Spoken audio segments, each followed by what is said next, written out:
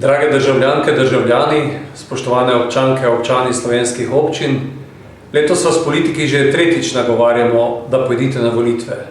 V Ljudski stranki smo bili zelo uspešni spomladi, prišli v Evropski parlament.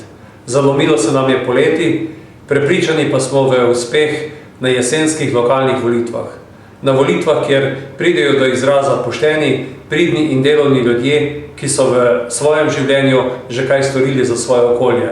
V Slovenski ljudski stranki nas je veliko takšnih. Vesel sem zelo dobrega odziva naših kandidatov za občinske svete, za župane slovenskih občin in pozivam vas, da greste naslednjo nedeljo na volitve, da oddate glas za Slovensko ljudsko stranko. Tisti, ki pa ne morete v nedeljo na volitve, storite to že čez teden, ko je možnost, da oddate glas na predčasnih volitvah. Srečno Slovenija, srečno Slovenska ljudska stranka.